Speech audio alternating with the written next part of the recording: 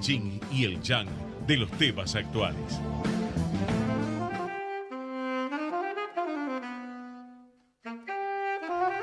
Buenas tardes, ¿qué tal? Aquí estamos con el programa número 79 de Al Derecho y al Revés, al borde de los 80.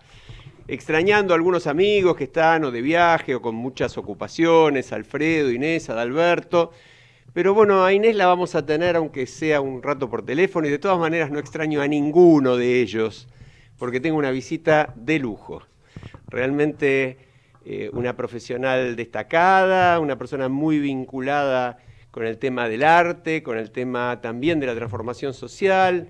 Y estoy hablando de Carolina Bicquart, nada menos presidenta del Fondo Nacional de las Artes. No vamos a andar leyendo el currículum porque sería bastante largo, pero sí vamos a decir que Carolina está al frente del fondo desde hace un par de años, tiene una larga trayectoria en la sociedad civil, tiene una larga trayectoria también, incluso en el Estado, fue directora nacional de Industrias Culturales y se dedica al tema hace muchísimos años, escribió numerosos artículos, es docente o ha sido docente, no sé si en este momento lo sos. No, ahora no tengo tiempo. No tenés tiempo, pero en la UAD, Escuela de Negocios de la Universidad de Belgrano, etcétera, etcétera, Universidad Austral, y sería muy largo enumerarlo. Así que bueno, la presentamos a Carolina en primer lugar. Le vamos a agradecer como siempre a Gerardo Subirana, su presencia inalterable, a pesar del paro, a pesar de cualquier otra situación que pudiera impedirlo, y la de Fede Politi también, que está presente inevitablemente, porque Al Derecho y al Revés se hace de todas maneras. Estamos en un día, todos saben, bastante particular, un día complejo, un día de un paro que a raíz, en gran medida, el paro de transporte ha sido de un efecto muy, muy importante en la sociedad, a pesar de que los resultados habrá que ver cómo se evalúan, porque mucha gente que pudo trasladarse por sus propios medios también tomó su decisión y mientras no le impidieron llegar al trabajo, lo hizo. Un día de renuncia del presidente del Banco Central, un poco abrupta, un poco curiosa, inesperada, de alguna manera. Aparentemente ya hay una nueva autoridad en el Banco Central, designada en forma inmediata. El gobierno afirma que esto ha sido una decisión prevista y consensuada. Y tenemos también un día muy particular porque el juez Bonadío, avanzando con la causa de los cuadernos, ha tomado una decisión que la sociedad esperaba que tomara, que es la de procesar, llamar indagatoria, ¿no? Procesar en realidad a dos muy, muy importantes empresarios de la obra pública, destacados. Paolo Roca no necesita presentación, el histórico presidente del Grupo Techín, y Mindlin también, otro gran empresario de la obra pública y de contrataciones de servicios públicos.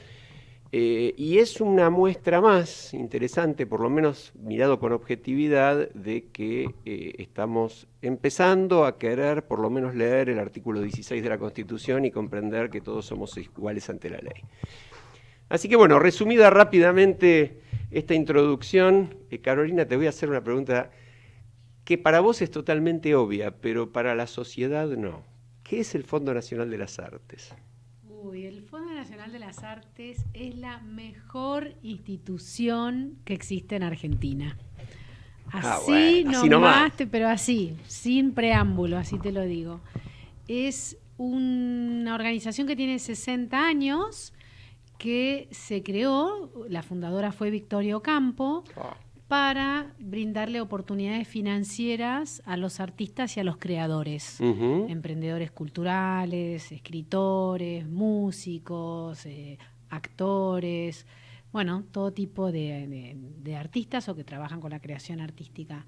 Y lo interesante que tiene es que es una entidad casi del todo autárquica, es autárquica, todos sus recursos vienen de un impuesto muy particular que se llama dominio público pagante y son los derechos de autor de las personas que murieron hace más de 70 años, que están en dominio público. Qué interesante. Entonces son los creadores de ayer que financian a los creadores de hoy.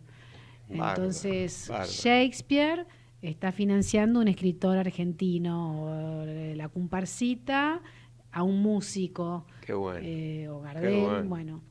Y tiene un directorio de 15 personas nombradas por el presidente, ¿no? Por decreto presidencial, que obviamente nos nombra el ministro o el secretario de Cultura, ¿no? A mí obviamente me llamó Pablo Abeluto, a quien le estoy muy agradecida, porque yo la verdad que me sorprendió y bueno, él me convenció y estoy muy contenta de estar haciendo este trabajo. Y estos 15 miembros que fueron, la mayoría fueron nombrados en esta gestión, son quienes deciden cómo se invierte en los artistas, que es a través de becas, concursos, subsidios y préstamos. Es conocido también como el banco de los artistas, pues la única institución en el mundo que le presta plata a los artistas. ¿En el mundo? En el mundo. Ah, mirá qué interesante. Los artistas, los músicos se compran sus instrumentos con un préstamo del fondo, por ejemplo. Yo voy a resaltar algo muy interesante, porque en un par de minutos lo tenemos a un colega nuestro. Querido amigo Hugo. Querido amigo Hugo Worman, para charlar unos minutitos sobre un interesantísimo artículo que él acaba de publicar en La Nación, sobre un tema que tiene poco que ver con esto, pero a mí me resultó muy interesante viendo tu trayectoria. Vos tuviste un cargo importante en una gestión anterior que obviamente no tiene nada que ver con esta. Y tenés una trayectoria, y concretamente bajo la con Pepe Nun. de Pepe Nun. Bueno, porque Pepe Nun también, bueno, es una persona muy especial. Y mi trayectoria es de la sociedad civil. Yo me sigo sintiendo, sobre todo, una emprendedora social, y a mí lo que me apasiona es las maneras más contemporáneas, modernas y efectivas de llevar adelante políticas públicas que hoy en día no se llevan nada más que a través del Estado, entendido como antiguamente lo conocíamos, sino que los bienes públicos los gestionan la sociedad civil, las empresas y también el Estado. Ahora es muy interesante porque esto que estás diciendo es algo que la gente no está acostumbrada ni a escuchar ni a ver puesta en resultados, como en el caso de tu gestión en el Fondo Nacional de las Artes.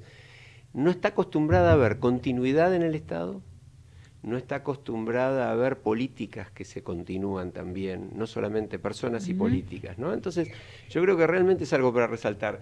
Y otra cosa que me llamó mucho la atención es que vos hiciste un cambio muy, muy fuerte en la asignación de tu presupuesto, por lo que tengo entendido. Sí, más que en la asignación, en la recaudación, porque nosotros recaudamos el impuesto. Ajá. Y vos pensás que mi especialización, que yo vengo a la sociedad civil, y dentro de la sociedad civil, que yo también estuve en Poder Ciudadano, lo más fuerte, que mi obra más importante fue Fundación Compromiso, y ahí la gestión, la profesionalización de las organizaciones fue clave, y por eso me llamó Abeluto, porque mi fuerte es el financiamiento de las organizaciones sociales. Entonces, por eso rápidamente salimos a recaudar más con el impuesto, y pasamos de un presupuesto de 60 millones o de 70 millones a un presupuesto de 211 millones en 2 años. Sí. Al diablo. No hay inflación que compense eso, realmente impresionante. Ahora, yo tengo idea de que además de haber aumentado la recaudación, vos cambiaste los porcentajes de asignación, es decir, que el porcentaje que se dirigía a los artistas era mucho menor. Sí. Y eso me parece muy significativo. ¿Por qué no nos explicás un poquito? Sí, bueno, la verdad que en la gestión anterior, que tenías un directorio muy prestigioso también, pero por cómo venía la organización, la verdad que bueno, que se iban de estos 70 millones o 60 millones, 14 millones iban a los artistas. Nada más, es decir, un 20%. Un 20%. Sí, más o menos. Y nosotros este año son 130 millones. Que van 200. Sí, de 200 son 130 que van a los artistas. Es decir, que en porcentaje vos más que triplicaste en tu gestión el porcentaje. Sí, que van en beneficios. Y después, bueno, la verdad que todo era a través de expedientes, el monto de las becas eran muy bajos, tenías que mandar el expediente para conseguir un subsidio o una beca, y nosotros, una de las primeras cosas que hicimos, creo que fuimos los primeros y no los segundos, y ese es un gran mérito de Josefina Rouillet, que estuvo con nosotros en la primera etapa de la gestión, que se colgó de ARSAT, y fuimos la plataforma del fondo es muy dinámica, y entonces cuando lanzamos nuestras becas creación, que después te voy a contar de ellas, todo el mundo se puede inscribir por internet. Y entonces te metes en la página a través de tu teléfono o de la computadora, presentá tu proyecto, contáselo como se lo contás a un amigo, adjuntá lo que puedas, y nosotros el primer año vamos a dar 200 becas por el Bicentenario, eran las becas Bicentenario, y calculábamos tener 2.000 inscriptos, y tuvimos 5.500. ¿5.500? Sí. ¡Qué bárbaro! Y nosotros hoy en día pasamos de 6.000 artistas registrados, que tenía el fondo en toda su historia, en sus 58 años, a que hoy pasamos de 6.000 a 70.000. Tenemos más de 70.000 artistas y creadores y gestores culturales que se conectan con el fondo, que se presentan a los concursos, que se presentan a las becas, que piden un préstamo, que miran qué es lo que hacemos. Y bueno, y ese primer año que tuvimos más de 5.000 o 5.000 inscriptos, el Ministerio de Cultura, en ese entonces, ahora Secretaría, nos acompañó con 300 becas más. Así que pudimos dar 500 becas, y este año también vamos a dar 500 becas a la creación, o sea que es a proyectos. Sí, contanos un poco, porque por ahí la gente escucha y no entiende del todo. Becas a creación, ¿qué significa? ¿Vos le das la plata bajo qué condiciones? Claro, nosotros, dentro de los servicios que le damos a los artistas, las becas son a las personas, o sea, viene un artista y quiere, por ejemplo, escribir un libro y se puede presentar a una beca creación, que es justamente para apoyar el proceso creativo del artista, porque la mayoría de los apoyos que había era sobre todo a la difusión o al fomento, pero no a la etapa del proceso creativo. Entonces no habían oportunidades, casi no existían oportunidades para que te apoyen en el proceso creativo. Qué bueno. Entonces un músico quiere componer una canción o armar un disco, no sé qué, y se puede presentar a esta beca. Vamos a seguir con el tema en un minuto, pero vamos a conversar con un querido amigo, lo mencionamos recién, con el doctor Hugo Wortmann Joffre, presidente de Poder Ciudadano, destacado abogado penalista, pero sobre todo un amigo. Hugo, ¿cómo te va? Estamos con Carolina Bicuart, te saludamos. Hola, Ale, hola, Caro, ¿cómo estás? Bien. Bueno, estábamos charlando con Carolina de temas un poco menos duros y ásperos que los que tenemos que tratar vos y yo, pero por supuesto ella también, porque ella es parte de la sociedad civil con una larga trayectoria, incluso en Poder también. Sí, claro. Así que te quería consultar por este excelente, a mi criterio, artículo que escribieron vos y Pablo Secchi en La Nación de hace un par de días, con respecto al tema del recupero de lo robado, una enorme preocupación que toda la sociedad tiene. Perdón, yo quiero aprovechar para decir que no hay día desde que estamos con todos estos temas en que yo no me acuerde de mi querida Poder Ciudadano y de cómo viene ya hace más de 25 años contando y explicando la importancia, ¿no? Lo que significa la corrupción en una sociedad.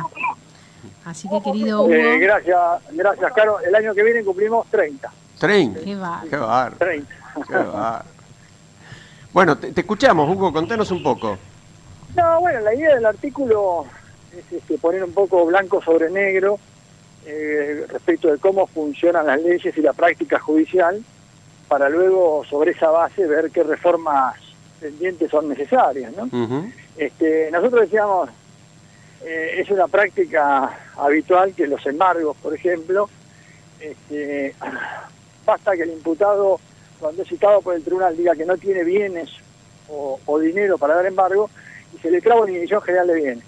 Esa inhibición general de bienes, si no está comunicada adecuadamente a todos los registros de la propiedad del país, que en muchos casos son para cada provincia uno, una persona que tiene una casa oculta en Bariloche y Tal cual. Nadie se entera. Tal cual. La vende. ¿Eh? La vende sin problema. Claro, por eso. Entonces, justamente lo que estamos diciendo nosotros es que usemos adecuadamente las herramientas que tenemos para luego ver qué reformas son necesarias, ¿no? En este sentido, también el artículo 23 del Código Penal faculta a los jueces a tomar medidas que en general no toman, vinculadas a que desde el inicio de la causa pueden ordenar medidas cautelares. Medidas cautelares significa incautar los bienes, nombrar deudores o interventores judiciales. Tal cual. Recién ahora te diría que están tomando estas iniciativas. Por supuesto, eso implica mucha responsabilidad, implica mucho compromiso, implica mucha inteligencia financiera, fiscal y tributaria. Y bueno, recién después de eso vamos a poder ver, cuando digamos de qué manera son utilizadas o subutilizadas las herramientas que tenemos, cuáles son las reformas pendientes y necesarias, ¿no? Yo creo que lo más interesante, porque para el común de la gente, es decir, el que no es abogado y escucha todo esto, por ahí entiende una parte, pero ustedes lo que están diciendo, y lo hemos dicho unos cuantos y coincidimos desde ya, que en este momento, y hace muchos años, los jueces penales en las causas penales podrían haber trabado medidas que implicaran garantizar que el Estado va a recuperar la plata que a raíz de esos delitos se le quitó. Es decir, por ejemplo, hay una sociedad a través de la cual se cometen actos de corrupción. Y bueno, se puede designar un veedor dentro de la sociedad, como vos bien dijiste, y meterse en la contabilidad y ver si se sacó dinero con facturas truchas, qué sé yo, se puede hacer cualquier cosa prácticamente con prudencia y con criterio jurídico, ¿no? Sí, y fíjate que en una herramienta que se está usando mucho ahora y que está muy en moda, que es la ley de la cooperación eficaz, o más conocida como la del arrepentido, en Brasil, por ejemplo, si vos mirás las actas de compromiso de los arrepentidos, además de acompañar pruebas que sirvan para involucrar a otros imputados, se tienen que comprometer a devolver dinero, efectivo, cuentas. Y acá las actas que estamos viendo, esa parte la pasan por arriba. Totalmente, o sea, totalmente. La ley específicamente se refiere a que parte de la cooperación es devolver lo robado. Entonces, no solamente vas a cooperar si me das prueba, me das una carta o un cuaderno para hacer actuales, sino que además me devolves el dinero del cual te beneficiaste. Así es. Bueno, a tal punto que Sergio Moro lleva recuperados mediante acuerdos compromisos de recupero por más de 3.000 millones de dólares, ¿no? Por eso, entonces digo, recomponerse con la sociedad es devolverle a la sociedad lo robado. No es solamente que el juez te aplique una pena que te garantice la libertad. Perfecto. Entonces, me parece que en ese sentido los fiscales, que son la primera puerta de entrada de los arrepentidos de la justicia, deberían ajustar las clavijas para que, como parte del acuerdo, y parte central, digo, sea la devolución del dinero. Perfecto. Perfecto. Y un tema colateral, pero que mientras tanto también entiendo yo se puede hacer en paralelo, vos sabés que yo tengo especial atención sobre ese tema, es el tema también de las acciones civiles, ¿no? Porque el Estado puede sencillamente plantear que lo indemnicen por los daños causados, y esto va en paralelo a la causa penal. Bueno, vos sabés que el Código Penal, el procesal penal argentino permite, en paralelo con la acción de la querella, es decir, el rol del Estado acompañando al fiscal, también pueda promover la acción civil. Tal cual. Y el Código Procesal establece que esa acción civil la tiene que ejercer el procurador del Tesoro, es decir, el abogado del Estado. Así es. Con lo cual, ahí sería bueno que lo entrevistaras alguna vez al doctor Sarabia, le preguntemos qué estrategia tiene la Procuración del Tesoro para ejercer las acciones civiles en todos estos procesos, que además nacen todos los días, uno conexo con el otro, porque a partir de la causa de los cuadernos, ahora todas las causas son conexas, porque ya estaban siendo investigadas muchas irregularidades desparramadas por distintos juzgados. Entonces, bueno, ver qué va a hacer la Procuración del Tesoro para coordinar las acciones de los distintos cuerpos legales del Estado, porque intervienen ministerios, interviene la UIF, interviene la Procuraduría de Investigación Administrativa, para una estrategia de recupero de activos encabeza la Procuración del Tesoro. Perfecto. Y ustedes mencionan también en el artículo, obviamente, un tema que en este programa lo resaltamos una y otra vez y que sería muy importante contar con la herramienta de la extinción de dominio, que sigue durmiendo. Ahora pasó de dormir en el Senado a dormir en diputados. Pero la verdad es que también me parece muy claro que la herramienta es importante, pero sin esa herramienta se pueden hacer las cosas de todas maneras.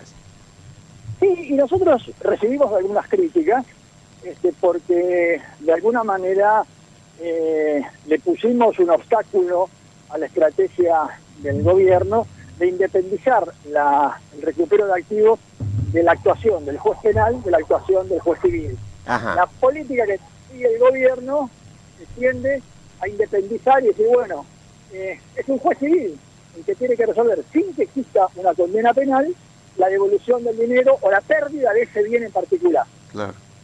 Y bueno, nosotros preocupados porque en este país durante tantos años se han violado las garantías de los imputados, decimos, mire, nos parece que es más oportuno que ese proceso de extinción de dominio lo realice el juez penal, Claro. que es quien tiene la responsabilidad primaria de la tutela de las garantías. Entonces, ¿quién mejor que él, que es quien debe tutelar las garantías de los imputados, que resuelva? En definitiva, si puede tramitar una acción civil, tal como dice el Código Procesal Civil y Penal de la Nación, ¿por qué no va a poder tramitar una acción de extinción de dominio? Sí, sí, absolutamente. Absolutamente es así. Acordate, hace unos años hicimos juntos, estaba Poder y estaban otras entidades, una presentación al Ministerio de Justicia, creo que fue año 2009, en la que le pedimos que se iniciaran las acciones civiles por el tema de los sobresueldos, ¿te acordás?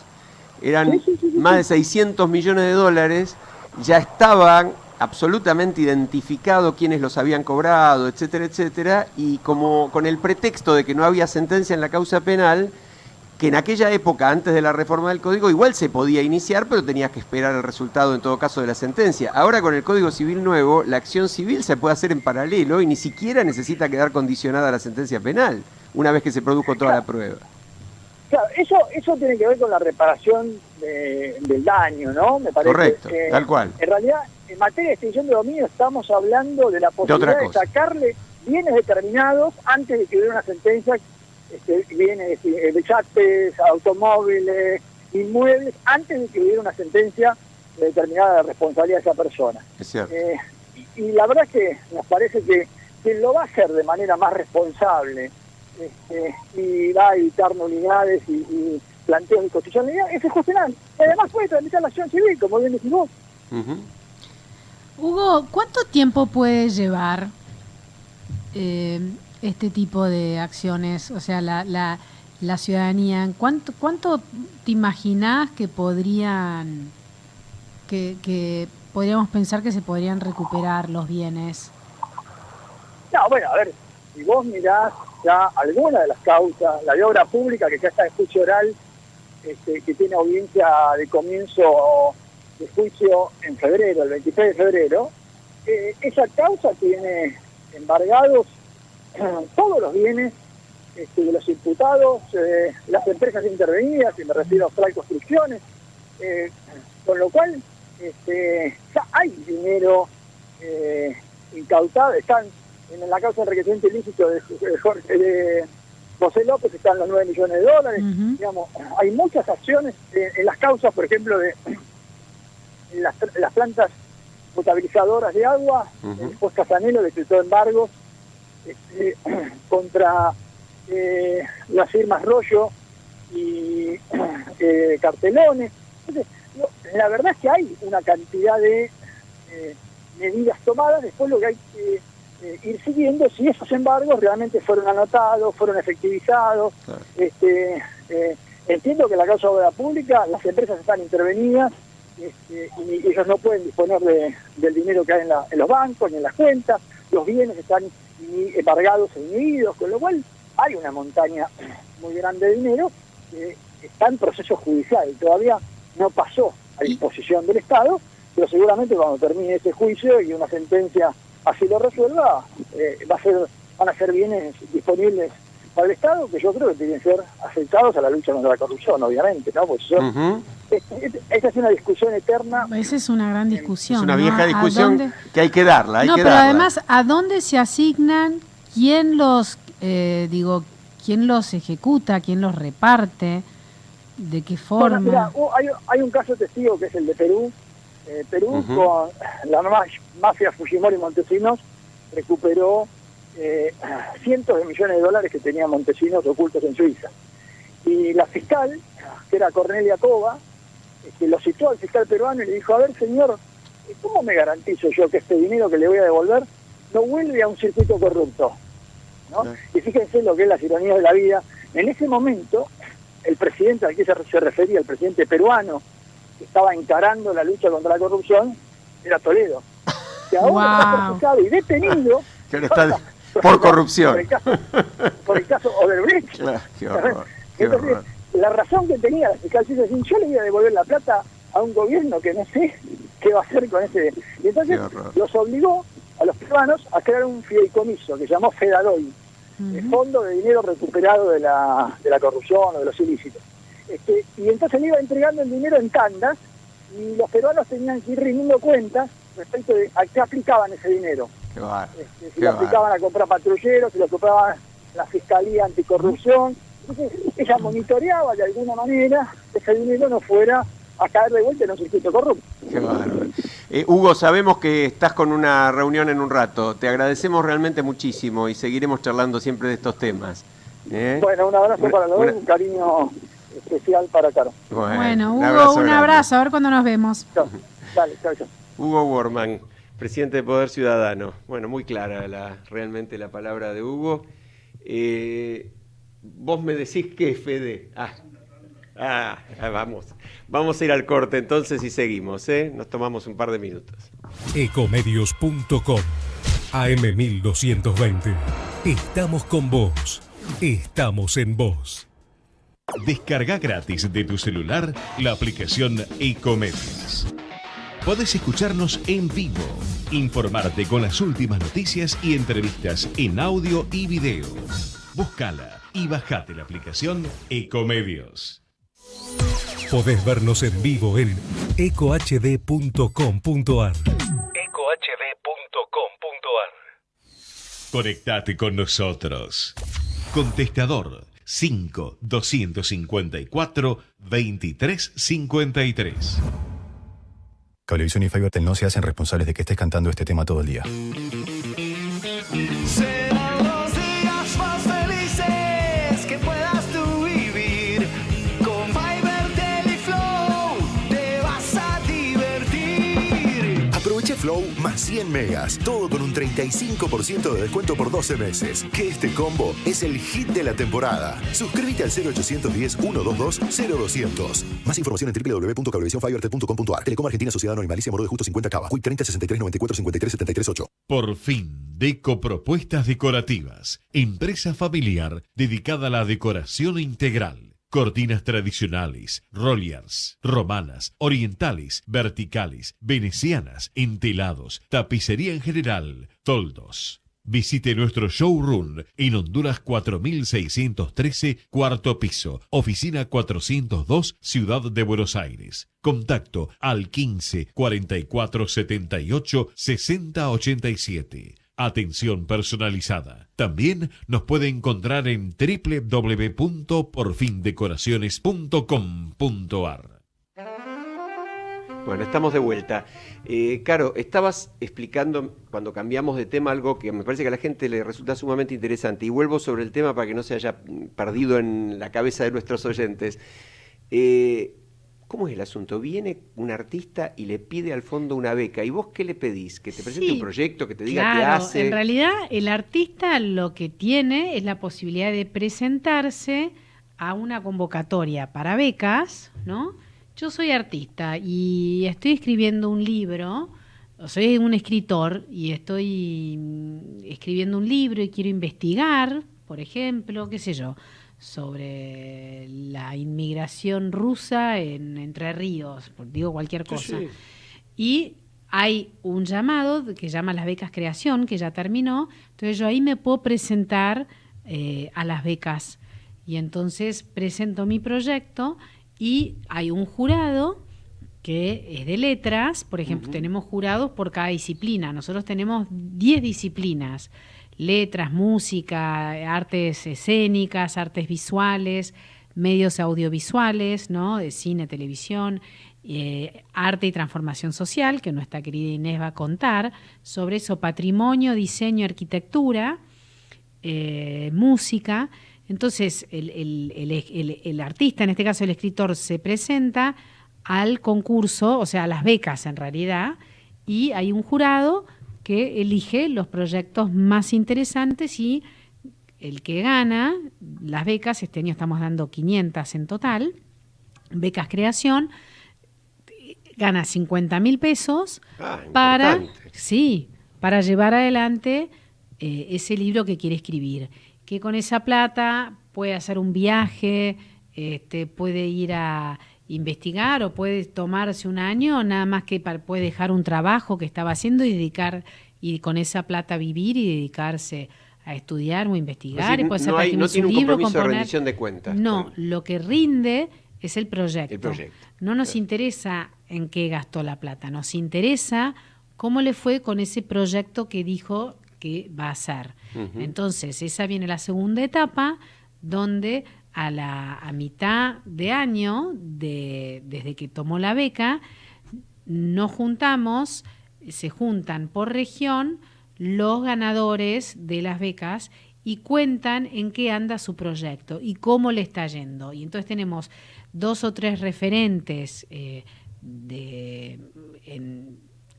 cultura, en arte, que se juntan con ellos, algunos locales, algunos nacionales, que se juntan con los artistas por región, con la región de Cuyo o la región de Patagonia o el NOA o lo que sea, y intercambian entre todos sus proyectos. Y eso es muy rico porque está un director de cine con un escritor, con un pintor, con un gestor en patrimonio, y ahí cuentan su proyecto. Esas son las becas creación. Pero si también un artista se quiere ir a estudiar afuera, o quiere traer un profesor acá, o quiere armar una clínica, se puede presentar a las becas formación, que son hasta 70.000 pesos para los que son becas de formación de formadores, ¿no? Alguien que quiere además formar a otros para que estudien o para que sepan cómo formar a otros en algún tema muy específico, ¿no? Es decir, que ahí el fondo está colaborando no en forma directa con el artista, sino que está colaborando en la formación de artistas. Claro, bueno, pero porque ese también es el público del fondo, un gestor cultural, un experto en patrimonio, un docente en temas de arte, es también son nuestros clientes, es el público con el que nosotros también trabajamos. Y también, si de repente hay una ONG que trabaja, puede ser desde la Casa de Mujica Lainez, con quien estamos trabajando ahora, hasta la comunidad Los Toldos, que son artesanos y que son pueblos originarios, por decir, y quieren, qué sé yo, comprar equipamiento nuevo, ¿no? O hasta un teatro que es una ONG y quieren comprar un nuevo telón, por decirlo, se pueden presentar también a un subsidio, que son para personas jurídicas. Acá no es un artista que viene y se presenta, sino es una ONG cultural que viene y presenta su proyecto. Es decir, que tenemos becas creación, becas formación y subsidios. Y también tenemos préstamos, porque de repente este artista que se presentó a una beca creación y no ganó, porque se presentan 5.000 y damos 500, o este año se presentaron 7.000, y de repente no pudo ganarse, no ganó la beca para irse a estudiar baile africano a Nigeria, ¿no?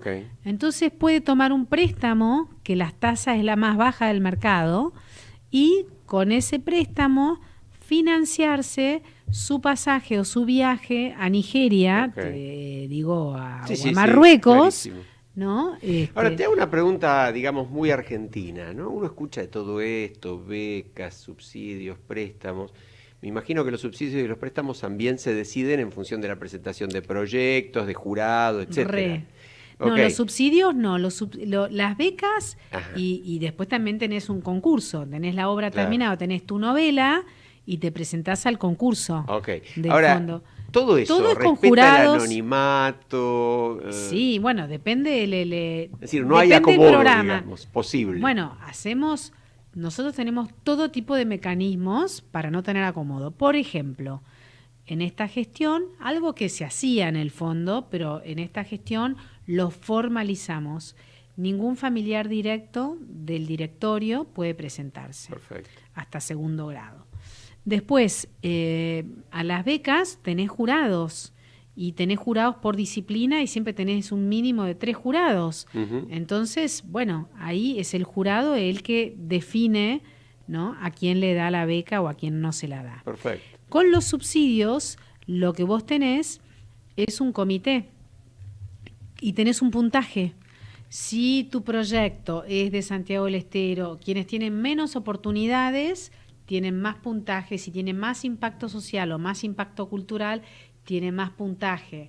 Y entonces con ese scoring hay un comité técnico del fondo que trae al directorio, que somos 15 personas en el directorio, y dice, bueno, este comité tiene estos proyectos que se han presentado para subsidio, tienen tanto puntaje, 85 puntos buenísimo, sobre 100. Buenísimo. Es decir, que hay un procedimiento transparente. Y bueno, y vamos a ampliar el tema con quien debió haber estado sentada en esta mesa, la vamos a perdonar porque la queremos, pero bueno, y que además tendría que haber estado porque es directora de este Fondo Nacional de las Artes, del cual Carolina es presidenta. Inés Sanguinetti, ¿cómo te va? Hola, ¿cómo les va, queridos? Me siento muy mal, pero también muy bien, porque sé que están con mi presidenta, que es una genia total, inspiradora de todo lo que está pasando en este momento en el Fondo de las Artes, y me quedé apenada de no ir, pero tranquila de que la conversación iba a ser apasionante. No, fue muy interesante, sobre todo porque yo lo que le decía a Carolina, creo que en general la gente que recibe pocas buenas noticias en la Argentina, y a veces no solamente porque no hay tantas buenas noticias, sino porque cuando las hay no es tan sencillo comunicarlas o no es tan sencillo hacerlas llegar, y la verdad que lo que Carolina nos contaba es sumamente interesante y valioso. Yo quería alinear todo lo que ella nos contaba en cuanto a becas, formación, creación, los subsidios, los préstamos, toda esta tarea multiplicadora de la cultura y del arte que hace el Fondo Nacional de las Artes, agregarle el tema de la transformación social, en el cual sin ninguna duda Inés es un factor fundamental. Contanos un poco tu experiencia reciente. Inés acaba de participar en un evento en Nueva York sumamente importante. Yo quiero meter un bocadito diciendo de que, bueno, gracias a Inés, el fondo, que yo intuitivamente cuando la llamé a Inés, la llamé diciendo de que ella iba a ocupar la silla de una bailarina en el fondo, o sea, en artes escénicas. Inés me pidió figurar como en el directorio como representante de arte y transformación social. Así que, bueno, eso fue muy importante para el fondo. Claro, sí, me parece que eso también no fue casualidad, porque Carolina Vicar viene del mundo de la transformación social, viene del mundo de la sociedad organizada, pensando en causas públicas y pensando que las causas públicas no son solo del Estado, sino que las personas tenemos una responsabilidad social en desarrollar esa creatividad para generar lo nuevo, ¿viste? Y Caro, vos venís de ahí. 100%. Por eso es que Caro ha habilitado algo, no sé si ella lo contó, yo voy a contar un poco porque seguro que, viste, la gente no habla de sí misma, pero uno de los grandes dramas que tenemos en este momento en la Argentina, que es no poder tomar la riqueza de la diversidad porque nos estamos matando alrededor de la famosa grieta, ¿viste? El primer gesto de Caro fue respetar todo lo que podía ser respetado de la conducción anterior, mantener en el directorio a los directores que habían estado antes y que podían seguir haciendo contribuciones y que eran personas tan generosas como para salir de los falsos dilemas como Mogilevsky, o Juan Falú, inclusive, que por cuestiones personales no decidió no estar, pero esa puerta abierta, y me acuerdo el día que Juan Falú le agradece en un escenario a Caro ese lugar, y yo digo, pucha, esas esas son imágenes que iluminan el camino político en la Argentina. Fue chiquitito, pero lo quiero decir porque es el espíritu del programa de ustedes. Hay que decirlo siempre, tal cual. ¿No?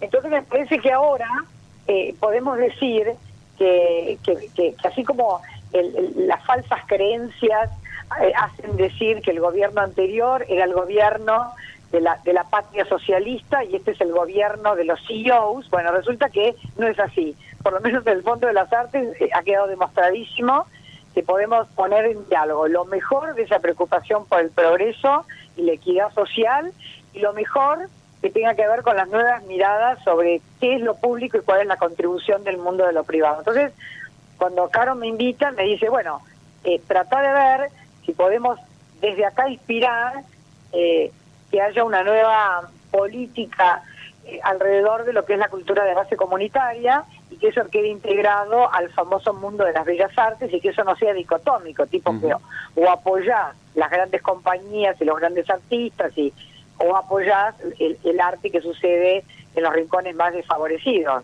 Sí, tema al cual te dedicás vos personalmente hace muchísimos años, ¿no? Con Crear Vale la Pena y con toda esa actividad de la que ya hablamos largamente en el programa. Pero a mí me interesaba mucho que nos cuentes también la experiencia de Nueva York, porque no es el hecho de haber estado en Nueva York participando en un evento enorme y dando conferencia y teniendo el reconocimiento y todo lo demás, sino que me parece que trasciende, es un tema de la Argentina presente en un evento de ese tipo, ¿no? Contanos de qué se trató. Esto es importante porque, digamos, las personas que andamos girando por el mundo solemos ir de congreso en congreso, de hotel en hotel, y después de varias experiencias así, vos decís, ¿qué me estoy convirtiendo? ¿En un profesional de la gestión internacional? ¿Viste? ¿Hacia dónde vamos? Entonces, hay un encuentro que se hace 8 años, que es un encuentro de educación artística en el mundo que tiene como exploración cómo el mundo del arte puede transformar la vida, la sociedad. Se llama ITAC, ¿no? Que es Conferencia Internacional del llamado Teaching Artists, que es un mundo de educación en las artes que está llamado en otras regiones arte de base comunitaria o artes participativas. Entonces, ese mundo primero me invita a participar, yo miro de qué se trata, y bueno, el desafío fue decirles a ellos, che, ustedes no están tomando en cuenta Latinoamérica. Latinoamérica tiene gestos importantísimos en materia de arte y transformación social, entonces no solamente me invitaron a mí esta vez como expositora, sino que invitaron a 5 países latinoamericanos que por primera vez aparecen, y ahora me invitaron a ser miembro del board para planificar el futuro. Y bueno, yo estoy llevando a ese board lo que estamos construyendo con Caro en el Fondo de las Artes. Cuando yo ahora en Nueva York, sentada ni más ni menos en el Carnegie Hall, dije, miren, para Corea, para Seúl 2020, tenemos que dejar de hablar entre artistas y entre artistas educadores, y tenemos que meter en la mesa a los decision makers de los gobiernos, y tenemos que meter en la mesa a los donantes, para que de verdad esto deje de ser la cenicienta de la cultura, ¿no? El arte y la cultura son la cenicienta de la gestión de lo público.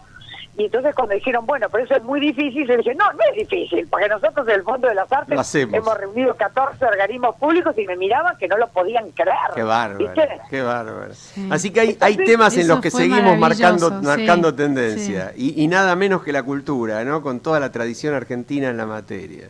Extraordinario. Esto justamente es inspirar, porque si no, viste, hay una frase que a mí me encanta de Italo Calvino cuando escribió Recomendaciones para el próximo milenio, que se llama, un capítulo que se llama El infierno de los vivos, que dice, vivimos en el infierno, pero no todas las cosas ni las personas son infierno.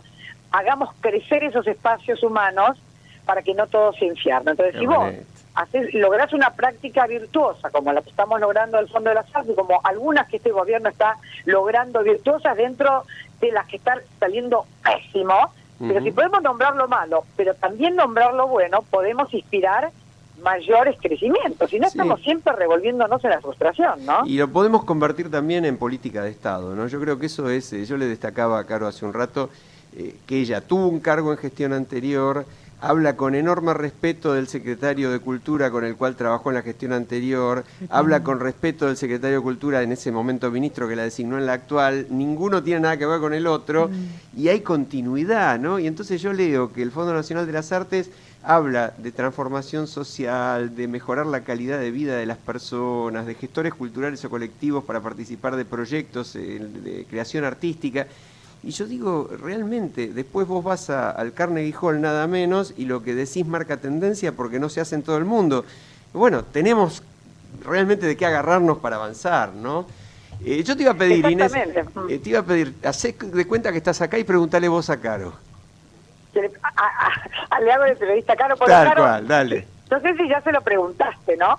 Pero como estamos frente a, entre acá y el año que viene, en el último año de gestión, yo digo, Caro, ¿por qué gestos te gustaría ser recordada vos como líder de todo el proceso que estamos haciendo en estos 4 años en el Fondo Nacional de las Artes? Claramente por el impulso de los fondos municipales. Ajá, eso no hablaste. No llegamos a que contara eso, pero a poder ayudar a que cada municipio, cada región tenga un fondo o tenga un programa. Arrancamos con 5 en el conurbano, con estos 70.000 artistas y creadores que tenemos registrados.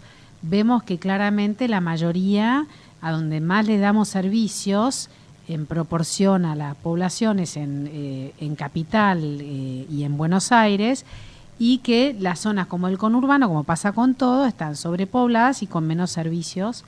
Entonces ahí arrancamos con 3 de febrero, Quilmes, Almirante Brown, Morón, y probablemente después se sume también Tandil, el corredor de esa zona.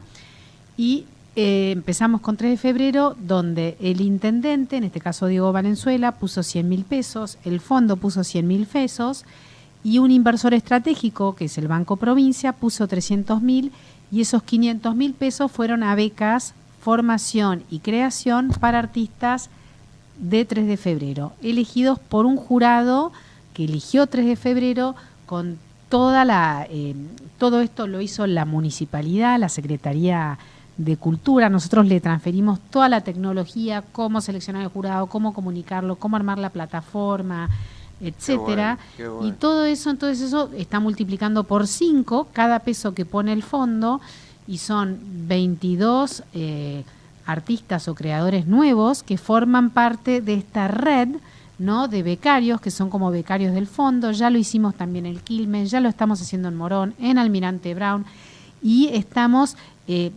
también en Saladillo, Lobos, Roque Pérez, estamos armando corredores, y el año que viene salimos a hacerlo por todo el país. Qué bárbaro. Me encantaría que el fondo se recuerde esta gestión nuestra por darle espacio a las nuevas disciplinas, como hicimos con arte y transformación social, diseño, arquitectura y patrimonio, pero sobre todo por, a través de este programa que es bastante innovador, darle la posibilidad a tantos artistas locales donde el Fondo Nacional les queda lejos y no llegan. Eso es buenísimo porque, viste, Fabio Ketlas nos ha acompañado en varios momentos, que es un especialista en desarrollo local. Viste que los especialistas en desarrollo local están diciendo, miremos las localidades, porque el concepto de país, el concepto de nación, es un concepto que en el siglo XXI va a tender a caer. Las regiones se van a volver a reunir alrededor de las localidades, entendiendo esto, inclusive, como te hablo, de 50.000, 100.000, 150.000 habitantes, y alrededor de los ecosistemas. Entonces, reforzar las identidades locales me parece brillante gesto para parir el futuro, ¿no? Sí, llegar a la gente, ¿no? Porque yo la verdad que a uno se le pone un poquito la piel de gallina, les digo, chicas, la verdad, escuchándolas, porque digo, ocuparse de que un chico de 3 de febrero, de La Matanza, de cualquier lugar del conurbano, de Saladillo, de Lobos, sienta que puede hacer arte y la nación argentina, el Estado argentino lo acompaña, me parece una cosa extraordinaria, ¿no? Perdón, y Caro, yo no sé si lograste hablar hablando de poner el cuerpo, ¿Pudiste hablar de los LAB, Fondo Nacional de las Artes, que recorren el país? Un poco, sí, les conté, bueno, no les conté que llamaban LABs, pero sí conté que los becarios, los que ganan las becas creación, después se juntan entre ellos por región. Sé que tu participación en el último LAB fue extraordinaria. En Cuyo estuviste, ¿no? Estuve en San Juan, pero representaba a los artistas de toda la región. Y sí, justamente la gente, a mí me parece tremendo que el agradecimiento sea qué bueno que están acá para escucharnos y para darnos una devolución. Yo no sé si a vos te pasó lo mismo que me pasa a mí cuando voy a los labs, que son estos espacios donde los artistas comparten sus proyectos, ¿no? Que ganaron la beca. Pero yo me sentí en otro país, porque yo digo, acá está la vanguardia, estos proyectos son alucinantes y estar compartiendo... Sí, está pasando algo en la Argentina que es tremendo, que Buenos Aires está en un nivel de toxicidad y violencia tan grande que los problemas que tenemos no los tenemos solamente en Buenos Aires y el conurbano, los tenemos en todo el país, pero la respuesta que le estamos dando a estos problemas es muy diferente, es mucho más humana y es mucho más creativa, y ya ese llamado interior, ¿no? Las provincias argentinas están en una capacidad, en un protagonismo que no era el mismo hace 30 o 40 años, y no lo estamos viendo, ¿viste? Sí, yo no tengo duda de que es así. La verdad que les comento porque justo me acordé en el medio de esta conversación, hace pocos días, en Pergamino, la familia de Eve, de mi mujer, es toda de Pergamino, con lo cual estamos bastante seguidos por allá. Mi cuñado, Jorge Costa, un gran pintor argentino, aunque se ha hecho conocer en los últimos años, porque la historia de Jorge es muy interesante, empezó a pintar de muy grande y ahora va a exponer a la Bienal de Florencia, por ejemplo, el año que viene, ya estuvo en la anterior y va a la próxima. Presentaba una exhibición de él en Pergamino. En la biblioteca había más de 150 personas. Entonces, ese tipo de cosas, así genuinas, de participación popular, de la gente interesada por el arte, ¿no? Estaba un gran pintor de Pergamino, un hombre que ha ganado la Bienal de Florencia hace unos años, Juárez de apellido, y la gente lo escuchaba, y bueno, ese tipo de eventos no son comunes en la ciudad de Buenos Aires, no son tan sencillos. Es como que si ustedes impulsan eso en el interior, la respuesta va a ser enormemente más intensa, ¿no? Es claro, enorme. Y en ese sentido, ese espíritu que trae Caro, además, a mí cuando me invitó me encantó, porque yo me he pasado toda la vida desarrollando dispositivos creativos y programas artísticos y sociales y qué sé yo, y además juntando fondos para ello. Caro es una maga de la junta de fondos. Entonces dije, ¡ay, no lo puedo creer! Ella va a juntar los fondos y yo voy a poder gastarlos, ¿entendés? Es como el sueño del pibe. Es decir, Caro tiene una capacidad de reunir fondos, pero lo hace alrededor de ideas, ¿entendés? Claro. No lo hace alrededor de dádivas o de pedir o de sacar. No, bueno, pero después redirigir los fondos, de eso sí charlamos con ella, y la verdad es que el éxito también tiene mucho que ver en una entidad como el fondo con la recaudación y el destino, ¿no? Yo tenemos un pero fíjate lo que es la idea atrás, porque los fondos municipales son fondos de estímulo, es decir, que por un lado ponemos fondos, pero por otro lado entregamos y recaudamos a la vez. Claro. O sea, multiplicamos los fondos, y además esta capacitación que estaba contando Caro, que reciben los operadores locales, no es la clásica capacitación. La gente está harta de capacitarse, ¿te das cuenta? Tal cual. En cambio esto es manos a la obra, como diciendo, como vamos a gestionar un fondo, como van a aparecer los artistas, vos tenés que tener respuestas. Entonces la capacitación tiene otro estímulo. Tal cual.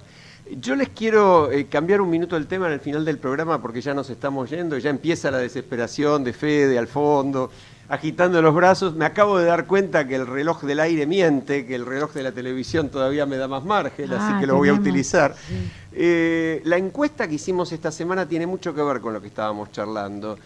Nosotros le preguntamos a la gente esta semana, ¿es posible generar en la Argentina una conversación nacional abierta a la participación de toda la sociedad? Y fíjense, en este marco que tiene que ver con lo que ustedes hacen, apenas el 13% nos dijo que sí, el 40% nos dijo que no.